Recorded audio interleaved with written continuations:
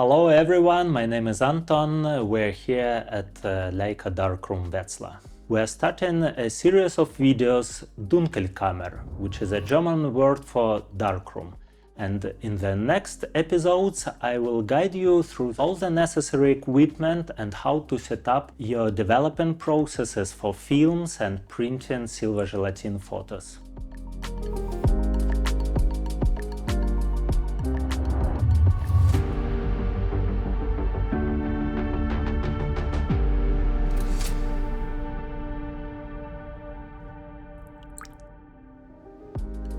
Since Leica camera were not only producing the photographic camera itself, but made a revolution in film photography, started to use a kinofilm for stills, and for that they had to make a whole infrastructure around photography, build enlargers, developing tanks, and of course darkrooms. Leica had a darkroom for many years in Solms, and they used it hardly for developing films and print black and white and color photographs.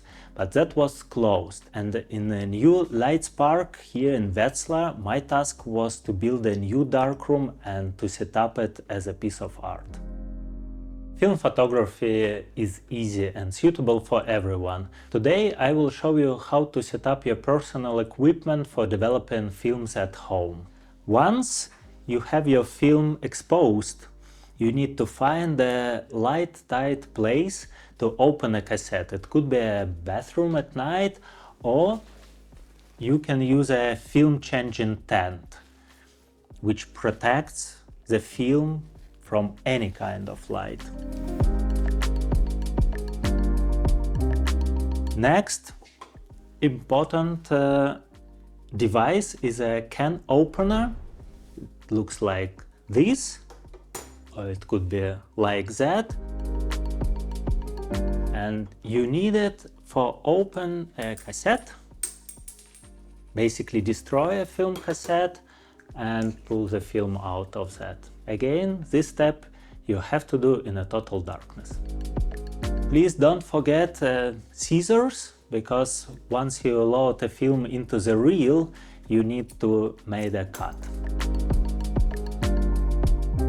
As a developing tank, you can use any brand you like, for instance like this or like those. The main principle that it has a film reels inside. You load your film into that, and once it's closed, the rest you can do with the daylight. Then you need measurement cylinders or any type of cans for water and mixing chemicals. It could be only one, but then you need to clean it after each and every step. Better to have several ones, one for developer, one for stop solution, and one for fixer.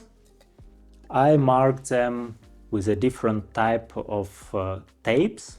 Then I always know that the black one is for developer, and I have never contamination from fixer into developer can.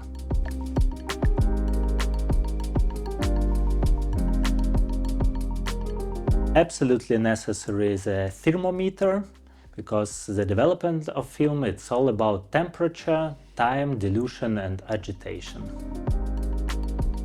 When the films are developed and washed properly, you need film clips to hang your film somewhere where is as less dust as possible through the night, and next day your film is dry and ready to be printed. Film development is all about temperature, time, dilution and agitation.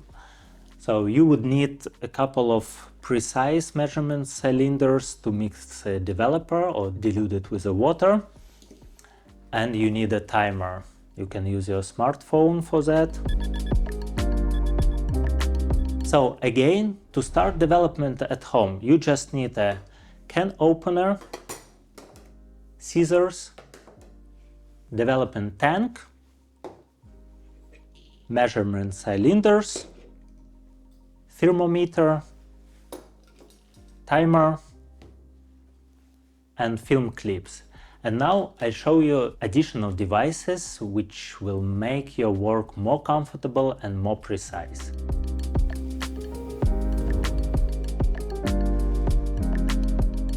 First, and easy to improve, use a distillate water for developer. At least for developer and for final washing of your films. This will give you absolutely repeatable and even results each time when you are not dependent of quality of your tap water. Then would be nice to have a professional timer where you can set up different channels and all the necessary steps, which goes one by one as a pre-washing, developer, stop, fixer and final washing. This timer has a temperature probe which you can place into the development tank, and it measures the temperature each 30 seconds. And if the temperature goes up, so your chemicals are more warm than necessary, then the timer will make a correction in time. Plus, it has a foot switch and you can keep your hands free and start the time with your foot. Then you can have an archival washing device to clean your films in a better way.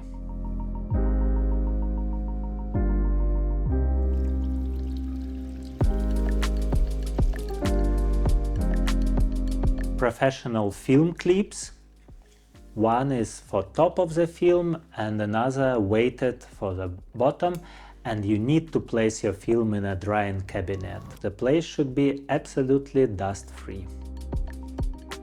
We still use the same equipment I described before, plus distillate water, archival washer, professional film clips, and process master timer.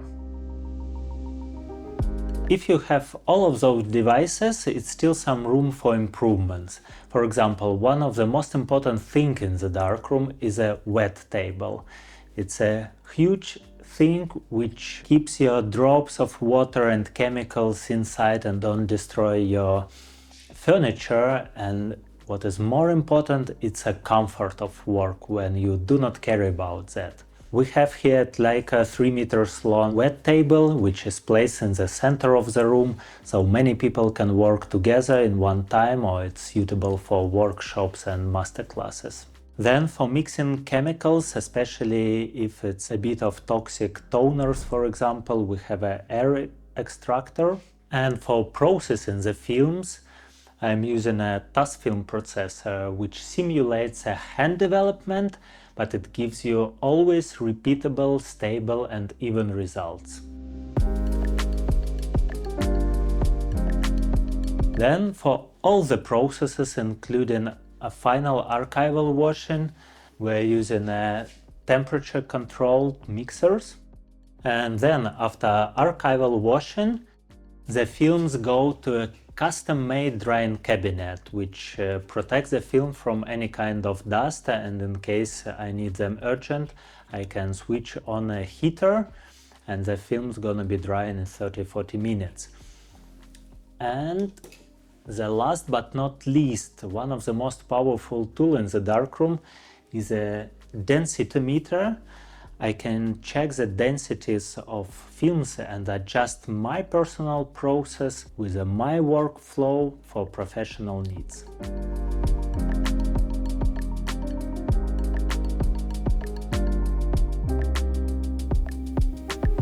Thanks for watching. In this episode I showed you the essentials for basic development, nice to have equipment and absolute expert level, which gives you a precision of film development.